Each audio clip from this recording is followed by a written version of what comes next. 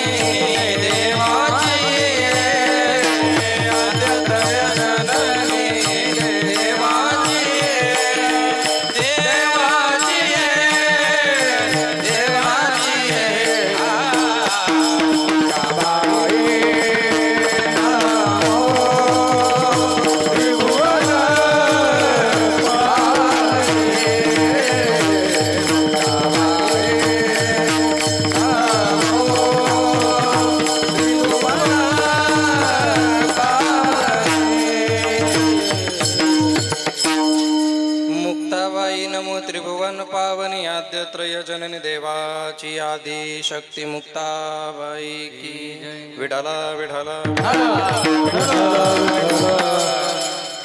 ओले मूळ वेदी खडकांचे अंगी अज्ञासाशी सांग कार्य सिद्धी.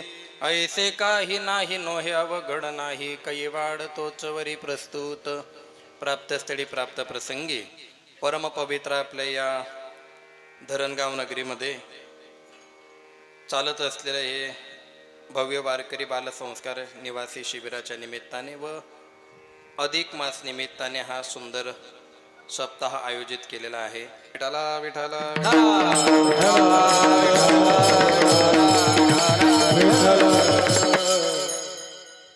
आणि म्हणून चौथ्या दिवसाची सेवा माझ्यासारख्या पामराच्या वाटेला आली. हरिभक्तीपरायण नाना महाराज धरणगावकर. हा सप्ताह त्यांचे वडील करायचे आधी.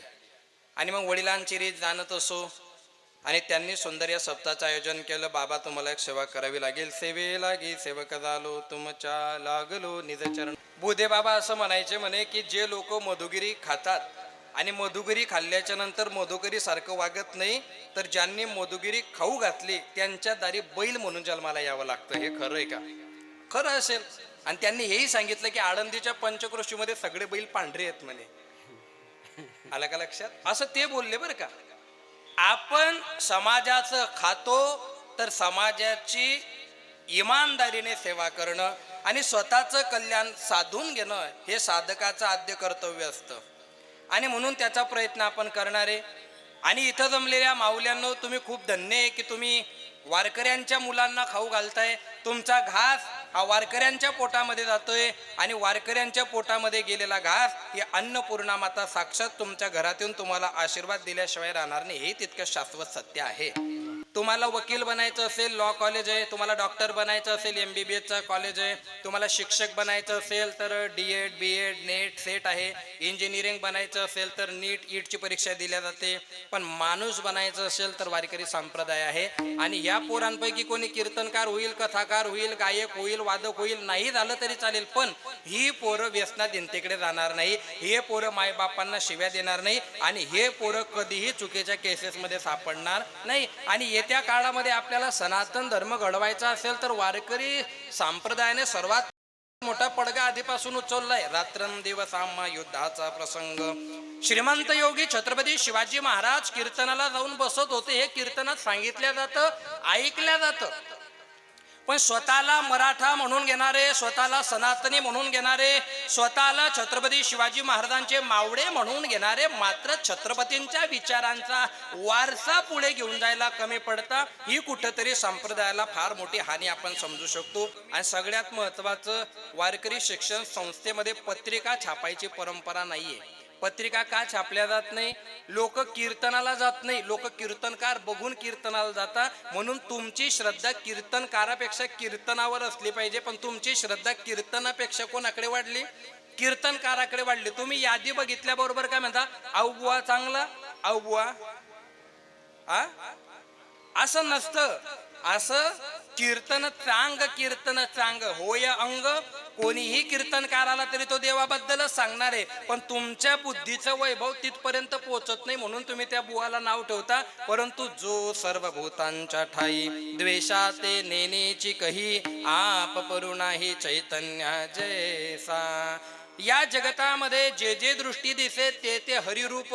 ही भावना निर्माण झाल्याशिवाय साधकाची अवस्था परिपूर्णतेकडे जात नसते. हे शिबिरानिमित्ताने कीर्तन आहे म्हणून मुलांसाठी बोलणं अत्यंत महत्वाचं आहे. अभंग वेगळा घ्यायचा होता, पण असं म्हणतात की म्या बोलविल्या वेदू बोले, म्या चालविल्या सूर्य चाले, म्या हालविल्या प्राणू हाले जो जगाते चाडिता. भगवंताच्या इच्छेशिवाय वेद बोलू शकत नाही. मनोज महाराज काय बोलणार आहे की नाही? म्हणून अभंग तोंडामध्ये आला. आता विवेचन भगवंत करून घेईल. तुम्ही सगळे शिबिरातून शिकलेले पोरे, बरोबर आहे का नाही? मी सुद्धा 2011ला पहिल्यांदा शिबिरात गेलो होतो शेगावला. आणि मग तिथं गेल्याच्या नंतर गोडी तयार झाली. हळूहळू काय असतं माहिती का पोरं? या वयामध्ये परमार्थाचा कंटाळा येतो. या वयामध्ये परमार्थाचा काय येतो? काय येतो? कंटाळा येण्याचं कारण काय असतं माहितीये का? या वयामध्ये खेळावंसं वाटतं, खावंसं वाटतं, झोपावंसं वाटतं. परंतु या वयामध्ये जर तुम्ही साधना करून टाकली ना पोरं, येता काळ तुमचा आहे. येता काळ कोणता आहे? खेळण्याच्या वयामध्ये, झोपण्याच्या वयामध्ये, आनंद भोगण्याच्या वयामध्ये जर तुम्ही तपले ना पोरांनो, तर तुमचं येता काळ फार कल्याण स्वरूप असल्याशिवाय राहणार नाही. आणि नेमकं हे वय धावपळीत निघून जाईल, हे वय खेळण्यात चाललं जाईल. पण तुमच्या वयात खेळणाऱ्या पोरांचं भविष्य काय हे एकदा त्यांनाही विचार जा आणि तुमच्या मनालाही विचार जा. आता सुट्ट्या लागलेल्या आहे. वास्तविक बघायला गेलं तर यांच्या वयाचे पोरं मामाच्या गावी गेले असते, खेळले असते, आहे की नाही? त्यांनी काहीतरी आंबे चोरले असते, काही दगड मारले असते, काहीतरी केलं असतं. पण या वयामध्ये जर हा परमार्थ घडत असेल तर खऱ्या अर्थाने संप्रदाय आणि सनातन धर्म सुरक्षित झाल्याशिवाय राहणार. मी 2020 पासून एक विषय सांगतोय. 2013ला का 12ला जनगणना झाली होती. 2022-23ला जनगणना होऊन जायला पाहिजे होती, पण कोरोना आल्यामुळे 2026 आलं. 2026 आल्यामुळे काय झालं, आता जनगणना होत असताना आता पहिला टप्पा चालू झालाय. पहिल्या टप्प्यामध्ये जनगणना चालू झाली आणि जनगणनेच्या पहिल्याच टप्प्यामध्ये असं उघडकीस आलं की बरेच लोक त्या लोकांना हिंदू लिहायला तयार नाही. 100 कोटी भारतामध्ये हिंदू असताना जर तुम्हाला अनकम्फर्टेबल फील करून देण्याची तारीख जर त्या लोकांच्या डोक्यामध्ये असेल, मग मला एक सांगा, 2027च्या ऑगस्ट महिन्यामध्ये संपूर्ण जनगणना झाल्याच्या नंतर जर त्यांची टक्के संख्या जर 40% येऊन गेले, खरंच सांगा येत्या काळामध्ये तुमच्या हातामध्ये धूर धरायला सुद्धा वेळ राहणार. म्हणून आता जो वेळ तुमच्याकडे ना तो वाया घालवू नका. हा वेळ शांततेत घालवू नका. नेपोलियनचा सिद्धांत आहे, जे लोक शांततेच्या काळामध्ये घाम गाळता अशा लोकांना युद्धाच्या काळामध्ये रक्त गाळायची गरज पडत. परंतु आमच्या लोकांना टीका लावायची लाज वाटते, बरोबर आहे. त्याच्यानंतर शेंडी ठेवायची लाज वाटते, राम राम म्हणायची लाज वाटते, कीर्तनात जाऊन बसायची लाज वाटते, याच्या त्याच्या माय बहिणीला गाडीवर घेऊन फिरायची लाज वाटत नाही, दारू प्यायची लाज वाटत नाही, चोऱ्या करायची लाज वाटत नाही, खोटं बोलायची. पण कीर्तनात जाऊन प्रबोधन ऐकून काहीतरी सत्य सनातन संस्कृतीसाठी, संस्कार टिकवण्यासाठी, धर्माची व्यवस्था करण्यासाठी गोपाल कृष्ण काय म्हणतो हे ऐकण्याची आपली टेंडन्सी राहिली. 4-4 तास मोबाईल बघणारे मुलं 1 तास सुद्धा श्रीमद भगवद्गीतेचं पारायण अध्ययन करायला तयार नाही. मग आपण स्वतःला हिंदू कोणत्या बेसिसवर म्हणून घेतो याचा विचार घरी गेल्यावर करजा की आम्ही स्वतः हिंदू कसं म्हणून घेतो. आणि जर या गोष्टी जर या मुलांच्या डोक्यामध्ये आज जर आपण घातल्या, ही मुलं, स्वामी विवेकानंद सांगायचे मला 100 नचिकेत द्या मी जग बदलून टाकेल, पण आपल्या भारताने त्यांना 100 नचिकेत दिले नाही. पण आता ती नचिकेत घडवण्याची वेळ आपल्या हातात आलेली आहे. बऱ्याच गोष्टींनी आपले डोळे उघडलेले आहे. पण एवढं सांगून बी जर तुमच्या डोक्यामध्ये धर्म न्याय शास्त्र घुसत नसेल, मग येत्या काळामध्ये तुम्हाला ते भोगावं लागेल. कारण केले कर्म झाले तेची भोगा आले, उपजले मेले ऐसे किती. हा अभंग तुकाराम महाराजांचा आहे. पोरव कोणाचा आहे अभंग? कोणाचा आहे? कोण? तुकाराम महाराज, ज्यांच्या कीर्तनाला छत्रपती जात होते. कोण जात होते? मग मला सांगा पोरांनो, छत्रपती शिवाजी महाराज एवढा मोठा राजा असताना कीर्तनाला जाणं योग्य का अयोग्य?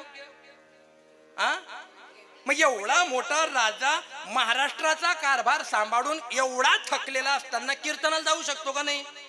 बरं, मग कीर्तनाला बी असं मागून पुढून नाही, एकदम गुपचूप जाऊन तुकाराम महाराजांच्या पायाजवळ मांडी मारून बसून कीर्तन ऐकणारा राजा. आणि त्या महाराष्ट्रात आपण जन्माला आलो, एवढा मोठा वारसा जर डोक्यात घुसत नसेल तर मग फक्त छत्रपती शिवाजी महाराज की जय असं म्हणून सनातन संस्कृती वाढीत लागणार नाही. आपल्या बापानं जे केलं ते आपल्याला करावं लागेल. येथ वडील जे जे करती तया नाम धर्म ठेवीती. ठीक आहे. मग तुकाराम महाराजच्या कीर्तनाला छत्रपती जात होते, याचा अर्थ तुकाराम महाराज काहीतरी चांगलं बोलत असतील ना. आता तुकाराम महाराज वाईट कसं काय बोलतील? चांगलंच बोलतील ना ते. फक्त एक आहे पोरांनो, साधूचे शब्द मूर्ख माणसाला लवकर कळत नाही. लक्षात येतंय?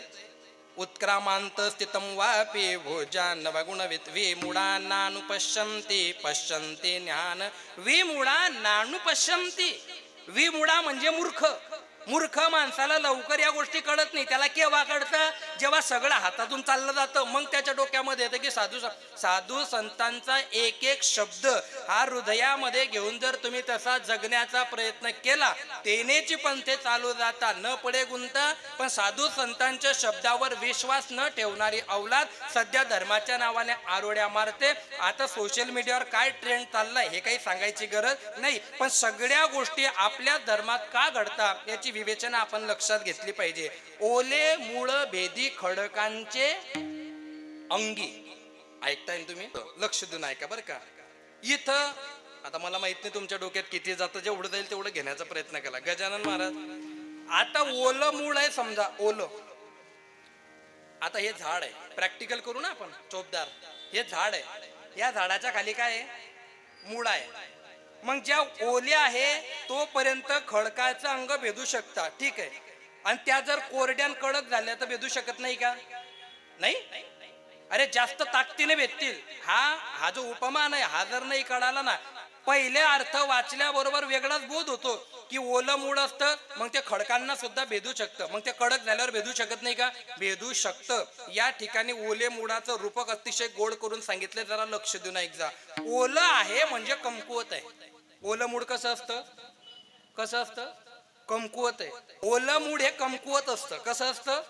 कमकुवत असणारं ओलं मूळ पण सातत्याने जर प्रयत्न करेल तर ते खडकाच्या छातीमध्ये घुसून त्या खडकाला फोडण्याची ताकद ठेवते. तुम्ही स्वतःला कमजोर समजायचं नाही. जरी तुम्ही कमजोर असाल, जरी तुम्ही ओले असाल, पण सतत जर तुम्ही प्रयत्न करत राहिला तर तुम्ही कितीही मोठ्या संकटाला सामोरं जाऊन त्याला दुभांगू शकता. हा सर्वात मोठा किस्सा तुम्ही जीवनामध्ये घेतला पाहिजे. आणि आता तुम्ही सगळे ओले मूळ आहे. कसे तुम्ही ओले मूळ आहे आणि ओले मुळाने जर रोज थोडा थोडा प्रयत्न केला तर ते खडकांचं अंग भेदू शकता आणि पुढचा रस्ता त्यांना प्राप्त होऊ. ओले मूळ भेदी खडकांचे, पण या खडकाला भेदण्यासाठी रोज तुम्हाला थोडा थोडा प्रयत्न म्हणजे अभ्यास म्हणजे सराव करायचा आहे. काय करायचं आहे पोरव?